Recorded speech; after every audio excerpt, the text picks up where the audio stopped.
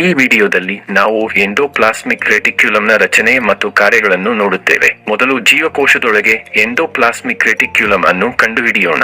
ಹೌದು, ಇದು endoplasmic reticulum ಆಗಿದೆ. ಇದು ನ್ಯೂಕ್ಲಿಯಸ್ ಸುತ್ತಲೂ ಇದೆ ಎಂದು ನಾವು ನೋಡಬಹುದು. ಇದು ಕೊಳವೆಗಳು ಮತ್ತು ಹಾಳೆಗಳ ಜಾಲದಂತೆ ಕಾಣುತ್ತದೆ. ಇದು ಕೆಲವು ವಿಶೇಷ ಪೊರೆಯಿಂದ ಮಾಡಲ್ಪಟ್ಟಿದೆ. ಎಂಡೋಪ್ಲಾಸ್ಮಿಕ್ ರೆಟಿಕ್ಯುಲಂನ ಈ ಪೊರೆಯು ಪ್ಲಾಸ್ಮಾ ಮೆಂಬರೇನ್ನೊಂದಿಗೆ ರಚನೆಯಲ್ಲಿ ಹೋಲುತ್ತದೆ. ಇದು ಜೀವಕೋಶದೊಳಗೆ ಪ್ರಮುಖ ಪಾತ್ರ ವಹಿಸುತ್ತದೆ. ಎಂಡೋಪ್ಲಾಸ್ಮಿಕ್ ರೆಟಿಕ್ಯುಲಂ ಎರಡು ವಿಧಗಳಾಗಿವೆ. ಇದು ಒರಟು ಎಂಡೋಪ್ಲಾಸ್ಮಿಕ್ ರೆಟಿಕ್ಯುಲಂ ಮತ್ತು ನಯವಾದ ಎಂಡೋಪ್ಲಾಸ್ಮಿಕ್ ರೆಟಿಕ್ಯುಲಂ ಆಗಿದೆ. ಒರಟಾದ ಎಂಡೋಪ್ಲಾಸ್ಮಿಕ್ ರೆಟಿಕ್ಯುಲಂ ಹಾಳೆಗಳ ಜಾಲದಂತೆ ಕಾಣುತ್ತದೆ. ಒರಟಾದ ಎಂಡೋಪ್ಲಾಸ್ಮಿಕ್ ರೆಟಿಕ್ಯುಲಂನಲ್ಲಿ ರಚನೆಗಳಂತಹ ಹಲವು ಚುಕ್ಕೆಗಳಿವೆ. ಈ ಚುಕ್ಕೆಗಳಂತಹ ರಚನೆಗಳು ರೈಬೋಸೋಮ್ಗಳಾಗಿವೆ. ಸೂಕ್ಷ್ಮದರ್ಶಕದ ಅಡಿಯಲ್ಲಿ ನೋಡುವಾಗ ರೈಬೋಸೋಮ್ಗಳೊಂದಿಗೆ ಎಂಡೋಪ್ಲಾಸ್ಮಿಕ್ ರೆಟಿಕ್ಯುಲಂ ಒರಟಾದ ನೋಟವನ್ನು ಹೊಂದಿರುತ್ತದೆ. ಆದ್ದರಿಂದ ರೈಬೋಸೋಮ್ಗಳೊಂದಿಗೆ ಇರುವ ಎಂಡೋಪ್ಲಾಸ್ಮಿಕ್ ರೆಟಿಕ್ಯುಲಂ ಅನ್ನು ಒರಟು ಎಂಡೋಪ್ಲಾಸ್ಮಿಕ್ ರೆಟಿಕ್ಯುಲಂ ಎಂದು ಕರೆಯಲಾಗುತ್ತದೆ. ಈಗ ಒರಟು ಎಂಡೋಪ್ಲಾಸ್ಮಿಕ್ ರೆಟಿಕ್ಯುಲಂನ ಕಾರ್ಯವನ್ನು ನೋಡೋಣ. ಒರಟಾದ ಎಂಡೋಪ್ಲಾಸ್ಮಿಕ್ ರೆಟಿಕ್ಯುಲಂ ರೈಬೋಸೋಮ್ಗಳ ಸಹಾಯದಿಂದ ಹೊಸ ಪ್ರೋಟೀನ್ ಅಣುಗಳನ್ನು ಮಾಡುತ್ತದೆ. ಅದಕ್ಕಾಗಿಯೇ ಒರಟಾದ ಎಂಡೋಪ್ಲಾಸ್ಮಿಕ್ ರೆಟಿಕ್ಯುಲಂ ಅನ್ನು ಪ್ರೋಟೀನ್ ಫ್ಯಾಕ್ಟರಿ ಎಂದು ಕರೆಯುತ್ತಾರೆ. ನಂತರ ನಯವಾದ ಎಂಡೋಪ್ಲಾಸ್ಮಿಕ್ ರೆಟಿಕ್ಯುಲಂನ ಕಾರ್ಯವೇನು? ನಯವಾದ ಎಂಡೋಪ್ಲಾಸ್ಮಿಕ್ ರೆಟಿಕ್ಯುಲಂ ಹೊಸ ಕೊಬ್ಬಿನ ಅಣುಗಳನ್ನು ತಯಾರಿಸುತ್ತದೆ.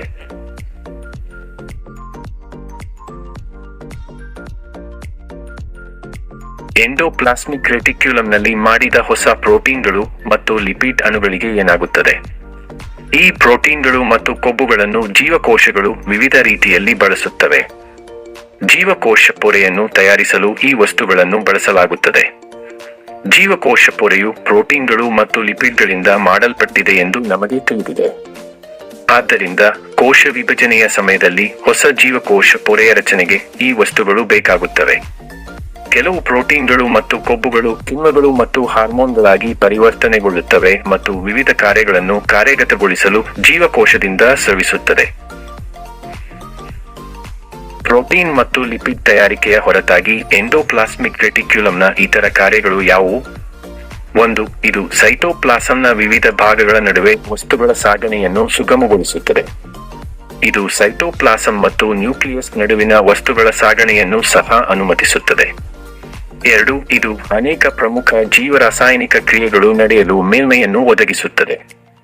3. ಕಶೇರುಕಗಳಲ್ಲಿ ನಯವಾದ ಎಂಡೋಪ್ಲಾಸ್ಮಿಕ್ ರೆಟಿಕ್ಯುಲಂ ವಿಷ ಮತ್ತು ಔಷಧಗಳನ್ನು ನಿರ್ವಿಷಗೊಳಿಸುವಲ್ಲಿ ಪ್ರಮುಖ ಪಾತ್ರ ವಹಿಸುತ್ತದೆ. ಆದ್ದರಿಂದ ಇವು ಎಂಡೋಪ್ಲಾಸ್ಮಿಕ್ ರೆಟಿಕ್ಯುಲಂನ ರಚನಾತ್ಮಕ ಲಕ್ಷಣಗಳು ಮತ್ತು ಕಾರ್ಯಗಳಾಗಿವೆ.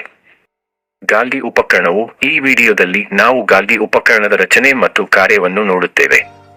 ಇದು ಗಾಲ್ಗಿ ಉಪಕರಣ. ಅದರ ರಚನೆಯನ್ನು ಗಮನಿಸೋಣ. ಇದು ಚಪ್ಪಟೆಯಾದ ಚೀಲಗಳು ಅಥವಾ ಕೋಶಕಗಳಂತೆ ಕಾಣುತ್ತದೆ. ಈ ಕೋಶಕಗಳು ಒಂದಕ್ಕೊಂದು ಸಮಾನಾಂತರವಾಗಿ ಜೋಡಿಸಲ್ಪಟ್ಟಿರುತ್ತವೆ ಮತ್ತು ತೊಟ್ಟಿಗಳು ಎಂದು ಕರೆಯಲ್ಪಡುವ ರಾಶಿಯನ್ನು ರೂಪಿಸುತ್ತವೆ. ಈಗ ನಾವು ಕಾರ್ಖಾನೆಯಲ್ಲಿ ಈ ಗಾಲ್ಗಿ ಉಪಕರಣದ ಕಾರ್ಯಗಳನ್ನು ನೋಡೋಣ.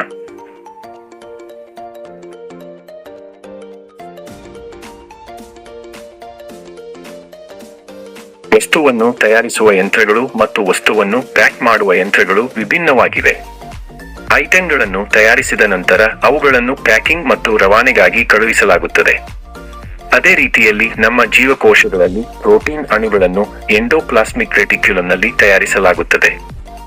ನಂತರ ಅವುಗಳನ್ನು ಮಾರ್ಪಾಡು ಮಾಡಲು ಮತ್ತು ಪ್ಯಾಕಿಂಗ್ ಮತ್ತು ರವಾನೆಗಾಗಿ ಗಾಲ್ಗಿ ಉಪಕರಣಕ್ಕೆ ಕಳುಹಿಸಲಾಗುತ್ತದೆ.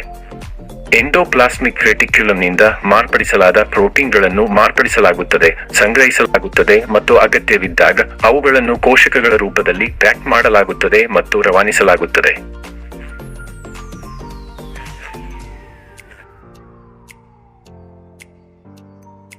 ಗಾಲ್ಗಿ ಉಪಕರಣವು 3 ಪ್ರಮುಖ ಕಾರ್ಯಗಳನ್ನು ನಿರ್ವಹಿಸುತ್ತದೆ. ಮೊದಲನೆಯದು ವಸ್ತುಗಳ ಸಂಗ್ರಹಣೆ, ಎರಡನೆಯದು ವಸ್ತುಗಳ ಮಾರ್ಪಾಡು, ಮೂರನೆಯದು ವಸ್ತುಗಳ ಪ್ಯಾಕೇಜಿಂಗ್ ಮತ್ತು ರವಾನೆ. ಗಾಲ್ಗಿ ಉಪಕರಣವು ಸರಳ ಅಣುಗಳನ್ನು ಒಟ್ಟುಗೂಡಿಸುತ್ತದೆ ಮತ್ತು ಅವುಗಳನ್ನು ಹೆಚ್ಚು ಸಂಕೀರ್ಣ ಅಣುಗಳಾಗಿ ಪರಿವರ್ತಿಸುತ್ತದೆ.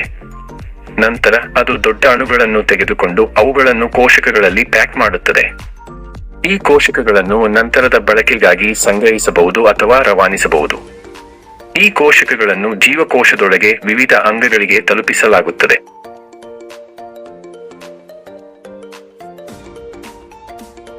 ಅಥವಾ ಕೆಲವೊಮ್ಮೆ ಈ ಕೋಶಕಗಳನ್ನು ಜೀವಕೋಶದ ಹೊರಗೆ ಗುರಿಯ ಸ್ಥಳಕ್ಕೆ ತಲುಪಿಸಲಾಗುತ್ತದೆ. ಈ ಗಾಲ್ಗಿ ಉಪಕರಣದಲ್ಲಿ ಲೈಸೋಸೋಮ್ಗಳನ್ನು ಸಹ ತಯಾರಿಸಲಾಗುತ್ತದೆ. ಈ ಜೀವಕೋಶದ ಅಂಗಕಗಳನ್ನು ಕ್ಯಾಮಿಲ್ಲೊ ಗಾಲ್ಗಿ ಕಂಡುಹಿಡಿದ ಕಾರಣ ಈ ಜೀವಕೋಶದ ಅಂಗಕಗಳನ್ನು ಗಾಲ್ಗಿ ಉಪಕರಣ ಎಂದು ಕರೆಯಲಾಗುತ್ತದೆ. ಈ ವಿಡಿಯೋದಲ್ಲಿ ಲೈಸೋಸೋಮ್ಗಳು ಮತ್ತು ಮೈಟೊಕಾಂಡ್ರಿಯಾ, ನಾವು ಲೈಸೋಸೋಮ್ಗಳು ಮತ್ತು ಮೈಟೊಕಾಂಡ್ರಿಯಾಗಳ ಬಗ್ಗೆ ಹೆಚ್ಚಿನ ಮಾಹಿತಿಯನ್ನು ಕಲಿಯುತ್ತೇವೆ. ಮೊದಲಿಗೆ ಜೀವಕೋಶದಲ್ಲಿ ಲೈಸೋಸೋಮ್ಗಳನ್ನು ಕಂಡುಹಿಡಿಯೋಣ. ಇವು ಲೈಸೋಸೋಮ್ಗಳು. ಈ ಲೈಸೋಸೋಮ್ಗಳು ಜೀವಕೋಶದ ವಿವಿಧ ಭಾಗಗಳಲ್ಲಿ ಪೋಷಕಾಂಶಗಳನ್ನು ಹೀರಿಕೊಳ್ಳಲು ಸಹಾಯ ಮಾಡುತ್ತವೆ. ಲೈಸೋಸೋಮ್ಗಳ ರಚನೆ ಮತ್ತು ಕಾರ್ಯಗಳನ್ನು ನೋಡೋಣ. ಲೈಸೋಸೋಮ್ಗಳು ಅಂಗಾಂಗಗಳಂತೆ ಚೀಲಗಳಾಗಿವೆ. ಲೈಸೋಸೋಮ್ಗಳು ಹೊರಗಿನ ಪೊರೆಯಿಂದ ಮುಚ್ಚಲ್ಪಟ್ಟಿರುತ್ತವೆ ಮತ್ತು ಒಳಗೆ ದ್ರವದಿಂದ ತುಂಬಿರುತ್ತವೆ. ಈ ದ್ರವವು ಜೀರ್ಣಕಾರಿ ಕಿಣ್ವಗಳನ್ನು ಹೊಂದಿರುತ್ತದೆ. ಈಗ ಲೈಸೋಸೋಮ್ಗಳ ಕಾರ್ಯಗಳನ್ನು ನೋಡೋಣ. ಜೀವಕೋಶದೊಳಗಿನ ತ್ಯಾಜ್ಯ ಮತ್ತು ಅನಗತ್ಯ ವಸ್ತುಗಳನ್ನು ಸ್ವಚ್ಛಗೊಳಿಸುವುದು ಅವರ ಮುಖ್ಯ ಕಾರ್ಯವಾಗಿದೆ. ಅವು ಜೀವಕೋಶಗಳ ತ್ಯಾಜ್ಯ ವಿಲೇವಾರಿ ವ್ಯವಸ್ಥೆಯಾಗಿ ಕಾರ್ಯನಿರ್ವಹಿಸುತ್ತವೆ. ಜೀವಕೋಶದೊಳಗೆ ಯಾವ ರೀತಿಯ ತ್ಯಾಜ್ಯ ವಸ್ತುಗಳು ಕಂಡುಬರುತ್ತವೆ? ಉದಾಹರಣೆಗೆ, ಹಳೆಯ ಅಥವಾ ಹಾನಿಗೊಳಗಾದ ಅಂಗಾಂಶಗಳು, ಜೀವಕೋಶದ ಅಂತರಾಳದಲ್ಲಿ ಉಳಿದಿರುವ ಅನಗತ್ಯ ಅಂಶಗಳು ಮತ್ತು ಕೆಲವೊಮ್ಮೆ ಜೀವಕೋಶದೊಳಗೆ ಪ್ರವೇಶಿಸಿದ ವಿದೇಶಿ ಕಣಗಳು. ಇವೆಲ್ಲವನ್ನು ಲೈಸೋಸೋಮ್ಗಳು ಜೀರ್ಣಗೊಳಿಸುತ್ತವೆ ಮತ್ತು ಜೀವಕೋಶವನ್ನು ಶುದ್ಧವಾಗಿರಿಸುತ್ತವೆ. ಕೆಲವೊಮ್ಮೆ ಬ್ಯಾಕ್ಟೀರಿಯಾ ಅಥವಾ ವೈರಸ್ ಅಥವಾ ಕೆಲವು ಜೀರ್ಣವಾಗದ ಆಹಾರ ಕಣಗಳು ಜೀವಕೋಶವನ್ನು ಪ್ರವೇಶಿಸುತ್ತವೆ. ಇದನ್ನು ತ್ಯಾಜ್ಯವೆಂದು ಪರಿಗಣಿಸಲಾಗುತ್ತದೆ ಮತ್ತು ಅದನ್ನು ತೆಗೆದುಹಾಕಬೇಕು. ಕೆಲವೊಮ್ಮೆ ಜೀವಕೋಶದ ಭಾಗಗಳು ಹಾನಿಗೊಳಗಾಗುತ್ತವೆ ಅಥವಾ ಸವೆದು ಹೋಗುತ್ತವೆ. ಈ ಭಾಗಗಳನ್ನು ತ್ಯಾಜ್ಯ ಅಥವಾ ಅನಗತ್ಯ ವಸ್ತು ಎಂದು ಪರಿಗಣಿಸಲಾಗುತ್ತದೆ. ಈ ರೀತಿಯ ವಸ್ತುಗಳನ್ನು ಲೈಸೋಸೋಮ್ಗಳಿಂದ ತೆರವುಗೊಳಿಸಲಾಗುತ್ತದೆ. ಕೆಲವೊಮ್ಮೆ ಕೋಶವು ಹಾನಿಗೊಳಗಾದರೆ ಸೆಲ್ಯುಲಾರ್ ಘಟಕಗಳು ಅದನ್ನು ಸರಿಪಡಿಸಲು ಪ್ರಯತ್ನಿಸುತ್ತವೆ. ಎಂಡೋಪ್ಲಾಸ್ಮಿಕ್ ರೆಟಿಕ್ಯುಲಮ್ನಿಂದ ಪ್ರೋಟೀನ್ಗಳು ಮತ್ತು ಕೊಬ್ಬುಗಳಂತೆ ಕೋಶವನ್ನು ಸರಿಪಡಿಸಲು ಅವುಗಳನ್ನು ತಿರುಗಿಸಲಾಗುತ್ತದೆ. ಆದರೆ ಹಾನಿಯು ದುರಸ್ತಿಗೆ ಮೀರಿದ್ದರೆ ನಂತರ ಲೈಸೋಸೋಮ್ಗಳು ಜೀವಕೋಶವು ಸ್ವಯಂ ನಾಶವಾಗಲು ಸಹಾಯ ಮಾಡುತ್ತದೆ. ಲೈಸೋಸೋಮ್ಗಳು ಸಿಡಿಯುತ್ತವೆ ಮತ್ತು ಜೀರ್ಣಕಾರಿ ಕಿಣ್ವಗಳು ಅವುಗಳಲ್ಲಿ ಇರುತ್ತವೆ. ಅವರು ಜೀವಕೋಶದ ಘಟಕಗಳನ್ನು ಜೀರ್ಣಿಸಿಕೊಳ್ಳುತ್ತಾರೆ. ಅದಕ್ಕಾಗಿಯೇ ಲೈಸೋಸೋಮ್ಗಳನ್ನು ಆತ್ಮಹತ್ಯೆ ಚೀಲಗಳು ಎಂದು ಕರೆಯಲಾಗುತ್ತದೆ. ಮೈಟೊಕಾಂಡ್ರಿಯಾ. ಇವು ಮೈಟೊಕಾಂಡ್ರಿಯಾದ ರಚನೆ ಮತ್ತು ಕಾರ್ಯಗಳನ್ನು ನೋಡೋಣ. ಮೈಟೊಕಾಂಡ್ರಿಯವು 2 ಪೊರೆಯ ಅಂಗಕಗಳಾಗಿವೆ. ಪ್ರತಿ ಮೈಟೊಕಾಂಡ್ರಿಯಾವು 2 ಪೊರೆಗಳನ್ನು ಹೊಂದಿರುತ್ತದೆ. ಒಂದು ಹೊರ ಪೊರೆ ಮತ್ತು ಒಂದು ಒಳಪೊರೆ.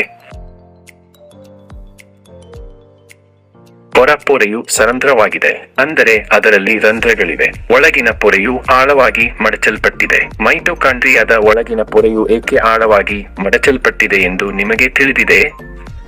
ಎಟಿಪಿ ಎಂಬ ವಿಶೇಷ ಶಕ್ತಿಯ ಅಣುವನ್ನು ಉತ್ಪಾದಿಸುವ ಕೆಲವು ವಿಶೇಷ ಪ್ರತಿಕ್ರಿಯೆಗಳನ್ನು ಸಾಗಿಸಲು ಮೈಟೊಕಾಂಡ್ರಿಯಾಕ್ಕೆ ಹೆಚ್ಚಿನ ಮೇಲ್ಮೈ ವಿಸ್ತೀರ್ಣ ಬೇಕಾಗುತ್ತದೆ. ಆದ್ದರಿಂದ ಹೆಚ್ಚಿನ ಮೇಲ್ಮೈ ವಿಸ್ತೀರ್ಣವನ್ನು ಒದಗಿಸಲು ಒಳಗಿನ ಪೊರೆಯನ್ನು ಆಳವಾಗಿ ಮಡಚಲಾಗುತ್ತದೆ. ಈಗ ನೋಡೋಣ ಎಂದರೇನು. ATP, adenosine triphosphate. ಇವು ನಮ್ಮ ಜೀವಕೋಶಗಳಲ್ಲಿ ಶಕ್ತಿಯುತವಾದ ಅಣುಗಳಾಗಿವೆ. ಅನೇಕ ಪ್ರತಿಕ್ರಿಯೆಗಳು ನಡೆಯುತ್ತವೆ ಮತ್ತು ಈ ಎಲ್ಲಾ ಪ್ರತಿಕ್ರಿಯೆಗಳಿಗೆ ಶಕ್ತಿಯ ಅಗತ್ಯವಿರುತ್ತದೆ. ನಮ್ಮ ಕೋಶದಲ್ಲಿ ಹಲವಾರು ಹೊಸ ವಸ್ತುಗಳನ್ನು ಉತ್ಪಾದಿಸಲಾಗುತ್ತದೆ. ಆದ್ದರಿಂದ ಈ ಹೊಸ ವಸ್ತುಗಳ ಉತ್ಪಾದನೆಗೆ ಎಟಿಪಿ ಅಗತ್ಯವಿರುತ್ತದೆ. ಅದಕ್ಕಾಗಿಯೇ ಎಟಿಪಿಯನ್ನು ಜೀವಕೋಶದ ಕರೆನ್ಸಿ ಅಥವಾ ಶಕ್ತಿಯ ಕರೆನ್ಸಿ ಎಂದು ಕರೆಯಲಾಗುತ್ತದೆ. ಸಾಮಾನ್ಯವಾಗಿ ಜೀವಕೋಶದ ನ್ಯೂಕ್ಲಿಯಸ್ನಲ್ಲಿ ಡಿಎನ್ಎ ಇದೆ ಮತ್ತು ಸೆಲ್ಯುಲಾರ್ ಚಟುವಟಿಕೆಗಳಿಗೆ ಪ್ರೋಟೀನ್ಗಳನ್ನು ಅಗತ್ಯವಾಗಿಸಲು ಎಂಡೋಪ್ಲಾಸ್ಮಿಕ್ ರೆಟಿಕ್ಯುಲಮ್ನಂತಹ ಜೀವಕೋಶದ ಅಂಗಕಗಳಿಗೆ ಮಾಹಿತಿಯನ್ನು ರವಾನಿಸುತ್ತದೆ. ಅಂದರೆ ಎಲ್ಲ ಜೀವಕೋಶದ ಅಂಗಕಗಳು ನ್ಯೂಕ್ಲಿಯಸ್ನ ಸೂಚನೆಗಳನ್ನು ಅನುಸರಿಸುತ್ತವೆ. ಆದರೆ ಇಲ್ಲಿ ಮೈಟೊಕಾಂಡ್ರಿಯಾದ ಸಂದರ್ಭದಲ್ಲಿ ಇದು ಸ್ವಲ್ಪ ವಿಭಿನ್ನವಾಗಿದೆ. ಮೈಟೊಕಾಂಡ್ರಿಯಾ ಅವುಗಳು ತಮ್ಮದೇ ಆದ ಡಿಎನ್ಎ ಮತ್ತು ರೈಬೋಸೋಮ್ಗಳನ್ನು ಹೊಂದಿವೆ. ಆದ್ದರಿಂದ ಅವುಗಳು ತಮ್ಮದೇ ಆದ ಕೆಲವು ಪ್ರೋಟೀನ್ಗಳನ್ನು ತಯಾರಿಸಬಹುದು. ಅದಕ್ಕಾಗಿಯೇ ಮೈಟೊಕಾಂಡ್ರಿಯಾವನ್ನು ಕೆಲವೊಮ್ಮೆ ವಿಚಿತ್ರ ಅಂಗಗಳು ಎಂದು ಕರೆಯಲಾಗುತ್ತದೆ. ಇದು ಲೈಸೋಸೋಮ್ಗಳು ಮತ್ತು ಮೈಟೊಕಾಂಡ್ರಿಯಾ, ಪ್ಲಾಸ್ಟಿಡ್ಗಳು ಮತ್ತು ನಿರ್ವಾತಗಳ ಬಗ್ಗೆ. ಈ ವಿಡಿಯೋದಲ್ಲಿ ನಾವು ಪ್ಲಾಸ್ಟಿಡ್ಗಳು ಮತ್ತು ನಿರ್ವಾತಗಳ ಬಗ್ಗೆ ಹೆಚ್ಚಿನ ವಿವರಗಳನ್ನು ಕಲಿಯುತ್ತೇವೆ. ಮೊದಲಿಗೆ ಪ್ಲಾಸ್ಟಿಡ್ಗಳ ರಚನೆ ಮತ್ತು ಕಾರ್ಯಗಳನ್ನು ನೋಡೋಣ. ಇವು ಸಸ್ಯಕೋಶಗಳಲ್ಲಿ ಮಾತ್ರ ಕಂಡುಬರುವ ಜೀವಕೋಶದ ಅಂಗಗಳಾಗಿವೆ. ಪ್ಲಾಸ್ಟಿಡ್ಗಳು 2 ವಿಧಗಳಾಗಿವೆ. ಒಂದು ಕ್ರೋಮೋಪ್ಲಾಸ್ಟ್ಗಳು. ಲ್ಯುಕೋಪ್ಲಾಸ್ಟ್ಗಳಿಗೆ ಮೊದಲು ನಾವು ಕ್ರೋಮೋಪ್ಲಾಸ್ಟ್ಗಳ ಬಗ್ಗೆ ನೋಡುತ್ತೇವೆ. ಕ್ರೋಮ ಎಂದರೆ ಬಣ್ಣ. ತಮ್ಮ ಸ್ಟ್ರೋಮಾದಲ್ಲಿ ಬಣ್ಣದ ವರ್ಣದ್ರವ್ಯಗಳನ್ನು ಹೊಂದಿರುವ ಪ್ಲಾಸ್ಟಿಡ್ಗಳು ಬಣ್ಣದಿಂದ ಕಾಣುತ್ತವೆ ಮತ್ತು ಅವುಗಳನ್ನು ಕ್ರೋಮೋಪ್ಲಾಸ್ಟ್ಗಳು ಎಂದು ಕರೆಯಲಾಗುತ್ತದೆ. ಹೆಚ್ಚು ಕ್ಲೋರೋಫಿಲ್ ಅನ್ನು ಹೊಂದಿರುವ ಮತ್ತು ದ್ಯುತಿಸಂಶ್ಲೇಷಣೆಯನ್ನು ನಡೆಸುವ ಕ್ರೋಮೋಪ್ಲಾಸ್ಟ್ಗಳನ್ನು ಫ್ಲೋರೋಪ್ಲಾಸ್ಟ್ಗಳು ಎಂದು ಕರೆಯಲಾಗುತ್ತದೆ. ಆದ್ದರಿಂದ ಕ್ಲೋರೋಫಿಲ್ ಇರುವಿಕೆಯಿಂದಾಗಿ ಕ್ಲೋರೋಪ್ಲಾಸ್ಟ್ಗಳು ಹಸಿರು ಬಣ್ಣವನ್ನು ಹೊಂದಿರುತ್ತವೆ. ಕೆಲವೊಂದು ಕ್ಲೋರೋಪ್ಲಾಸ್ಟ್ಗಳು ಕ್ಲೋರೋಫಿಲ್ ಜೊತೆಗೆ ಹಳದಿ ಅಥವಾ ಕಿತ್ತಳೆ ಬಣ್ಣದ ವರ್ಣದ್ರವ್ಯಗಳನ್ನು ಹೊಂದಿರುತ್ತವೆ. ಈಗ ನಾವು ಎರಡನೇ ವಿಧದ ಪ್ಲಾಸ್ಟಿಕ್ಗಳನ್ನು ನೋಡುತ್ತೇವೆ, ಲ್ಯೂಕೋಪ್ಲಾಸ್ಟ್. ಲ್ಯೂಕೋ ಎಂದರೆ ಬಿಳಿ, ಆದ್ದರಿಂದ ಲ್ಯೂಕೋಪ್ಲಾಸ್ಟ್ಗಳು ಬಣ್ಣರಹಿತ ಬಿಳಿ ಪ್ಲಾಸ್ಟಿಕ್ಗಳಾಗಿವೆ. ಅವರ ಮುಖ್ಯ ಕಾರ್ಯವೆಂದರೆ ವಸ್ತುಗಳ ಸಂಗ್ರಹಣೆ. ಲ್ಯೂಕೋಪ್ಲಾಸ್ಟ್ನಿಂದ ಸಂಗ್ರಹವಾಗಿರುವ ವಿವಿಧ ವಸ್ತುಗಳು ಯಾವುವು ಎಂದು ನಿಮಗೆ ತಿಳಿದಿದೆಯೇ? ಕ್ಲೋರೋಪ್ಲಾಸ್ಟ್ಗಳು ಹಸಿರು ಬಣ್ಣವನ್ನು ಹೊಂದಿರುವುದಕ್ಕೆ ಕಾರಣವೆಂದರೆ ಕ್ಲೋರೋಫಿಲ್. ಕೆಲವು ಕ್ಲೋರೋಪ್ಲಾಸ್ಟ್ಗಳಲ್ಲಿ ಹಳದಿ ಅಥವಾ ಕಿತ್ತಳೆ ವರ್ಣದ್ರವ್ಯಗಳು ಇರುತ್ತವೆ. ಈಗ ನಾವು ಲ್ಯೂಕೋಪ್ಲಾಸ್ಟ್ಗಳ ಬಗ್ಗೆ ಚರ್ಚಿಸುತ್ತಿದ್ದೇವೆ. ಲ್ಯೂಕೋ ಎಂದರೆ ಬಿಳಿ, ಆದ್ದರಿಂದ ಇವು ಬಿಳಿ ಬಣ್ಣದ ಪ್ಲಾಸ್ಟಿಕ್ಗಳು. ಇವರ ಮುಖ್ಯ ಕಾರ್ಯವೆಂದರೆ ವಸ್ತುಗಳನ್ನು ಸಂಗ್ರಹಿಸುವುದು. ಲ್ಯೂಕೋಪ್ಲಾಸ್ಟ್ಗಳಲ್ಲಿ ಸಂಗ್ರಹವಾಗಿರುವ ವಸ್ತುಗಳು ಯಾವುವು ಎಂಬುದನ್ನು ನೀವು ತಿಳಿದಿರಬಹುದು. ಪಿಷ್ಟ, ತೈಲಗಳು ಮತ್ತು ಪ್ರೋಟೀನ್ ಕಣಗಳನ್ನು ಬಾಹ್ಯವಾಗಿ ಲ್ಯೂಕೋಪ್ಲಾಸ್ಟ್ಗಳಿಂದ ಸಂಗ್ರಹಿಸಲಾಗುತ್ತದೆ. ಅಂದರೆ ಹೊರಗಿನ ನೋಟ ಪ್ಲಾಸ್ಟಿಡ್ಗಳಿಂದ. ಅವು ಮೈಟೊಕಾಂಡ್ರಿಯವನ್ನು ಹೋಲುತ್ತವೆ. ನಾವು ಕ್ಲೋರೋಪ್ಲಾಸ್ಟ್ನ ಆಂತರಿಕ ಸಂಘಟನೆಯನ್ನು ಗಮನಿಸಿದರೆ ಒಳಗಿನ ಪೊರೆಯನ್ನು ಮಡಚಲಾಗುತ್ತದೆ ಮತ್ತು ಗ್ರಾನ ಎಂದು ಕರೆಯಲ್ಪಡುವ ರಾಶಿಗಳಲ್ಲಿ ಜೋಡಿಸಲಾಗುತ್ತದೆ. ಗ್ರಾನ ನಡುವಿನ ಜಾಗವನ್ನು ಸ್ಟ್ರೋಮಾದಿಂದ ತುಂಬಲಾಗುತ್ತದೆ. ಮೈಟೊಕಾಂಡ್ರಿಯಾದಂತೆ ಪ್ಲಾಸ್ಟಿಡ್ಗಳು ತಮ್ಮದೇ ಆದ ಡಿಎನ್ಎ ಮತ್ತು ರೈಬೋಸೋಮ್ಗಳನ್ನು ಹೊಂದಿವೆ ಮತ್ತು ತಮ್ಮದೇ ಆದ ಪ್ರೋಟೀನ್ಗಳನ್ನು ಮಾಡಬಹುದು. ಈಗ ನಿರ್ವಾತಗಳ ಬಗ್ಗೆ ನೋಡೋಣ.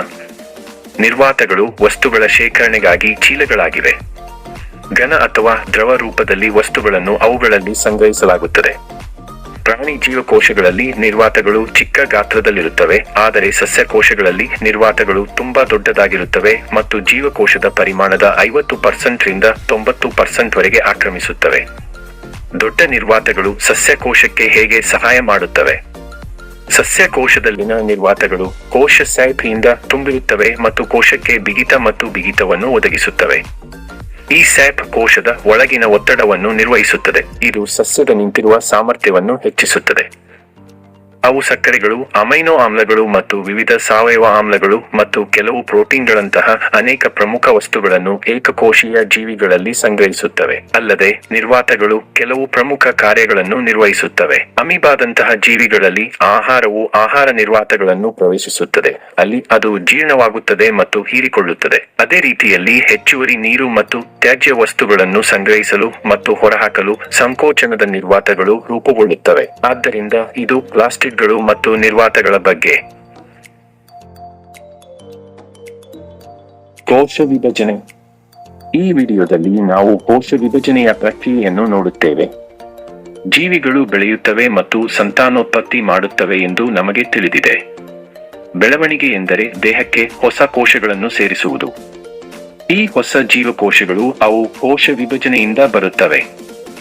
ಸಂತಾನೋತ್ಪತ್ತಿ ಮಾಡಲು ಜೀವಿಗಳು ಹೊಸ ಸಂತಾನೋತ್ಪತ್ತಿ ಕೋಶಗಳನ್ನು, ಲೈಂಗಿಕ ಕೋಶಗಳನ್ನು ಉತ್ಪಾದಿಸುವ ಅಗತ್ಯವಿದೆ. ಈ ಜೀವಕೋಶಗಳು ಕೋಶ ವಿಭಜನೆಯಿಂದಲೂ ಉತ್ಪತ್ತಿಯಾಗುತ್ತವೆ. ಕೆಲವೊಮ್ಮೆ ನಮ್ಮ ಜೀವಕೋಶಗಳು ಹಾನಿಗೊಳಗಾಗಬಹುದು. ಹಾನಿಗೊಳಗಾದ ಜೀವಕೋಶಗಳನ್ನು ಬದಲಿಸಲು ಹೊಸ ಕೋಶಗಳ ಅಗತ್ಯವಿದೆ. ಈ ಜೀವಕೋಶಗಳು ಕೋಶ ವಿಭಜನೆಯಿಂದ ರೂಪುಗೊಳ್ಳುತ್ತವೆ. ಆದ್ದರಿಂದ ಬೆಳವಣಿಗೆ, ದುರಸ್ತಿ ಮತ್ತು ಸಂತಾನೋತ್ಪತ್ತಿಗಾಗಿ ಹೊಸ ಕೋಶಗಳ ರಚನೆಗೆ ಕೋಶ ವಿಭಜನೆಯು ಅತ್ಯಂತ ಮುಖ್ಯವಾಗಿದೆ. ಈಗ ನಾವು ವಿವಿಧ ರೀತಿಯ ಕೋಶ ವಿಭಜನೆಯನ್ನು ನೋಡೋಣ. ಕೋಶ ವಿಭಜನೆಯ 2 ವಿಭಿನ್ನ ಪ್ರಕಾರಗಳು ಯಾವುವು? ಕೋಶ ವಿಭಜನೆಯಲ್ಲಿ 2 ವಿಭಿನ್ನ ವಿಧಗಳಿವೆ. ಅದು ಒಂದು ಮಿಟೋಸಿಸ್, ಎರಡನೆಯದು ಮಿಯೋಸಿಸ್. ಮೊದಲು ಮಿಟೋಸಿಸ್ ಅನ್ನು ನೋಡೋಣ. ಈ ಕೋಶಗಳಲ್ಲಿ ಹೆಚ್ಚಿನವುಗಳನ್ನು ಈ ಮಿಟೋಸಿಸ್ನಿಂದ ವಿಂಗಡಿಸಲಾಗಿದೆ. ಈ ರೀತಿಯ ಕೋಶ ವಿಭಜನೆಯು ದೇಹದ ಬೆಳವಣಿಗೆ ಮತ್ತು ದುರಸ್ತಿಗೆ ಸಹಾಯ ಮಾಡುತ್ತದೆ. ಉದಾಹರಣೆಗೆ, ಒಬ್ಬ ಹುಡುಗ ಮನುಷ್ಯನಾಗಿ ಬೆಳೆಯುತ್ತಾನೆ. ಇದಕ್ಕಾಗಿ ಅವನ ಮೂಳೆಗಳು ಮತ್ತು ಸ್ನಾಯುಗಳನ್ನು ಬೆಳೆಯಬೇಕು. ಅಂದರೆ ಮೂಳೆಗಳು ಮತ್ತು ಸ್ನಾಯುಗಳಲ್ಲಿ ಬೆಳವಣಿಗೆ ಎಂದರೆ ಹೊಸ ಮೂಳೆ ಮತ್ತು ಸ್ನಾಯು ಕೋಶಗಳ ರಚನೆ ಎಂದರ್ಥ. ಈ ಹೊಸ ಕೋಶಗಳು ಮೈಟೋಸಿಸ್ನಿಂದ ರೂಪುಗೊಳ್ಳುತ್ತವೆ. ಅದೇ ರೀತಿ ನಮ್ಮ ದೇಹದ ದುರಸ್ತಿ ಮತ್ತು ನಿರ್ವಹಣೆಗೆ ಹೊಸ ಕೋಶಗಳು ಬೇಕಾಗುತ್ತವೆ. ಉದಾಹರಣೆಗೆ, ಯಾರಾದರೂ ಬಿದ್ದು ಕೆಲವೇ ದಿನಗಳಲ್ಲಿ ಅವರ ಕೈ ಅಥವಾ ಕಾಲಿನ ಚರ್ಮವನ್ನು ಮೂಗೇಟಿಗೊಳಗಾದರೆ ಹೊಸ ಚರ್ಮವು ರೂಪುಗೊಳ್ಳುವುದನ್ನು ನಾವು ನೋಡುತ್ತೇವೆ. ಈ ರೀತಿಯ ಕೋಶ ವಿಭಜನೆಯು ದೇಹದ ಬೆಳವಣಿಗೆ ಮತ್ತು ದುರಸ್ತಿಗೆ ಬಹಳ ಮುಖ್ಯವಾಗಿದೆ. ಚರ್ಮದ ಕೋಶಗಳ ಮೈಟೋಟಿಕ್ ವಿಭಜನೆಯೇ ಇದಕ್ಕೆ ಕಾರಣ. ನಮ್ಮ ಚರ್ಮವು ದಿನಕ್ಕೆ 30 ರಿಂದ 40 ಶೂನ್ಯ ಕೋಶಗಳನ್ನು ಕಳೆದುಕೊಳ್ಳುತ್ತದೆ ಎಂದು ನಿಮಗೆ ತಿಳಿದಿದೆ. ಈ ಎಲ್ಲಾ ಜೀವಕೋಶಗಳನ್ನು ಹೊಸ ಚರ್ಮದ ಕೋಶಗಳೊಂದಿಗೆ ಬದಲಾಯಿಸಬೇಕು. ಆದ್ದರಿಂದ ಈ ಹೊಸ ಚರ್ಮದ ಕೋಶಗಳು ಮೈಟೋಸಿಸ್ನಿಂದ ರೂಪುಗೊಳ್ಳುತ್ತವೆ. ಮಿಟೋಸಿಸ್ನಲ್ಲಿ ಒಂದು ಪೋಷಕ ಕೋಶವು 2 ಮರಿ ಜೀವಕೋಶಗಳಾಗಿ ವಿಭಜಿಸುತ್ತದೆ. ಈ ಎರಡು ಮರಿ ಜೀವಕೋಶಗಳು ಒಂದೇ ಆಗಿರುತ್ತವೆ ಮತ್ತು ತಾಯಿಯ ಜೀವಕೋಶದಂತೆಯೇ ಒಂದೇ ಸಂಖ್ಯೆಯ ವರ್ಣತಂತುಗಳನ್ನು ಹೊಂದಿರುತ್ತವೆ. ಉದಾಹರಣೆಗೆ, ತಾಯಿಯ ಜೀವಕೋಶದಲ್ಲಿರುವ ವರ್ಣತಂತುಗಳ ಸಂಖ್ಯೆ 46. ಮರಿ ಜೀವಕೋಶಗಳು ಪ್ರತಿಯೊಂದೂ 46 ವರ್ಣತಂತುಗಳನ್ನು ಹೊಂದಿರುತ್ತವೆ. ಆದರೆ ಕೆಲವೊಮ್ಮೆ ನಮ್ಮ ದೇಹಕ್ಕೆ ಸಂತಾನೋತ್ಪತ್ತಿಗೆ ಕೆಲವು ವಿಶೇಷ ಜೀವಕೋಶಗಳು ಬೇಕಾಗುತ್ತವೆ. ಈ ವಿಶೇಷ ಕೋಶಗಳು ಮೂಲ ಜೀವಕೋಶದ ಅರ್ಧದಷ್ಟು ವರ್ಣತಂತುಗಳನ್ನು ಮಾತ್ರ ಹೊಂದಿರಬೇಕು. ಆದ್ದರಿಂದ ಇದನ್ನು ಸಾಧಿಸಲು ನಮ್ಮ ಸಂತಾನೋತ್ಪತ್ತಿ ಕೋಶಗಳನ್ನು ಮಿಯೋಸಿಸ್ ಎಂದು ಕರೆಯಲಾಗುವ ಕೋಶ ವಿಭಜನೆಯ ವಿಶೇಷ ವಿಧಾನದಿಂದ ಉತ್ಪಾದಿಸಲಾಗುತ್ತದೆ. ಮಿಯೋಟಿಕ್ ವಿಭಜನೆಯ ಮುಖ್ಯ ಉದ್ದೇಶವೆಂದರೆ ಸಂತಾನೋತ್ಪತ್ತಿ ಕೋಶಗಳು ಅಥವಾ ಗ್ಯಾಮೆಟ್ಗಳನ್ನು ಉತ್ಪಾದಿಸುವುದು. ಇದು ಮಿಟೋಸಿಸ್ನಿಂದ ಹೇಗೆ ಭಿನ್ನವಾಗಿದೆ ಎಂಬುದನ್ನು ಈಗ ನೋಡೋಣ. ಈ ಮಿಯೋಟಿಕ್ ವಿಭಾಗದಲ್ಲಿ ಮೊದಲನೆಯದಾಗಿ ಪೋಷಕ ಕೋಶವು 2 ಮರಿ ಜೀವಕೋಶಗಳಾಗಿ ವಿಭಜಿಸುತ್ತದೆ. ಅದು ಅವರ ಪೋಷಕರಂತೆಯೇ ಒಂದೇ ಸಂಖ್ಯೆಯ ವರ್ಣತಂತುಗಳನ್ನು ಹೊಂದಿರುತ್ತದೆ. ಅಂದರೆ ಪೋಷಕರು 46 ಕ್ರೋಮೋಸೋಮ್ಗಳನ್ನು ಹೊಂದಿದ್ದರೆ ಮರಿ ಜೀವಕೋಶಗಳು 46 ವರ್ಣತಂತುಗಳನ್ನು ಹೊಂದಿರುತ್ತವೆ. ಆದರೆ ಇದು ಮಿಯೋಟಿಕ್ ವಿಭಜನೆಯ ಅಂತ್ಯವಲ್ಲ. ಈ 2 ಮರಿ ಜೀವಕೋಶಗಳು ಅವು ಮತ್ತಷ್ಟು ವಿಭಜಿಸಿ 4 ಮರಿ ಜೀವಕೋಶಗಳನ್ನು ಉತ್ಪಾದಿಸುತ್ತವೆ. ಈ ಮರಿ ಜೀವಕೋಶಗಳು ತಾಯಿಯ ಜೀವಕೋಶಕ್ಕೆ ಹೋಲಿಸಿದರೆ ಅರ್ಧದಷ್ಟು ವರ್ಣತಂತುಗಳನ್ನು ಹೊಂದಿರುತ್ತವೆ. ಅಂದರೆ ತಾಯಿಯ ಜೀವಕೋಶವು 46 ಕ್ರೋಮೋಸೋಮ್ಗಳನ್ನು ಹೊಂದಿದ್ದರೆ ಅಂತಿಮವಾಗಿ ಮರಿ ಜೀವಕೋಶಗಳು ತಲಾ 23 ವರ್ಣತಂತುಗಳನ್ನು ಹೊಂದಿರುತ್ತವೆ. ಆದ್ದರಿಂದ ಮೆಯೋಟಿಕ್ ವಿಭಜನೆಯಲ್ಲಿ ಕ್ರೋಮೋಸೋಮ್ಗಳ ಸಂಖ್ಯೆಯು ಪುರುಷರ ವೃಷಣದಲ್ಲಿ ರೂಪುಗೊಂಡ ವೀರ್ಯ ಕೋಶಗಳ ಅರ್ಧದಷ್ಟು ಕಡಿಮೆಯಾಗುತ್ತದೆ ಮತ್ತು ಹೆಣ್ಣು ಅಂಡಾಶಯದಲ್ಲಿ ರೂಪುಗೊಂಡ ಮೊಟ್ಟೆಯ ಕೋಶಗಳು ಮೆಯೋಟಿಕ್ ವಿಭಾಗಗಳಿಂದ ರೂಪುಗೊಳ್ಳುತ್ತವೆ. ಆದ್ದರಿಂದ ಗ್ಯಾಮೆಟ್ಗಳು ಅಥವಾ ಲೈಂಗಿಕ ಕೋಶಗಳು ನಮ್ಮ ದೇಹದ ಇತರ ಜೀವಕೋಶಗಳಿಗೆ ಹೋಲಿಸಿದರೆ ಅರ್ಧದಷ್ಟು ವರ್ಣತಂತುಗಳನ್ನು ಹೊಂದಿರುತ್ತವೆ. ಏಕೆ? ಲೈಂಗಿಕ ಕೋಶಗಳು ಅರ್ಧದಷ್ಟು ಸಂಖ್ಯೆಯ ವರ್ಣತಂತುಗಳನ್ನು ಹೊಂದಿರುತ್ತವೆ. ಏಕೆಂದರೆ ಫಲೀಕರಣದ ಸಮಯದಲ್ಲಿ 23 ವರ್ಣತಂತುಗಳನ್ನು ಹೊಂದಿರುವ ಪುರುಷ ಗ್ಯಾಮೆಟ್ 23 ವರ್ಣತಂತುಗಳೊಂದಿಗೆ ಹೆಣ್ಣು ಗ್ಯಾಮೆಟ್ನೊಂದಿಗೆ ಬೆಸೆಯುತ್ತದೆ ಮತ್ತು 23 ಜೋಡಿ ಕ್ರೋಮೋಸೋಮ್ಗಳೊಂದಿಗೆ ಜೈಗೋಟ್ ಅನ್ನು ರೂಪಿಸುತ್ತದೆ. ಅಂದರೆ 46 ವರ್ಣತಂತುಗಳು. ಈ ಬೈಗೋಟ್ ಮಿಟೋಸಿಸ್ನಿಂದ ಮತ್ತಷ್ಟು ವಿಭಜನೆಯಾಗುತ್ತದೆ ಮತ್ತು ಮಗುವಿನ ಬೆಳವಣಿಗೆಯಾಗುತ್ತದೆ.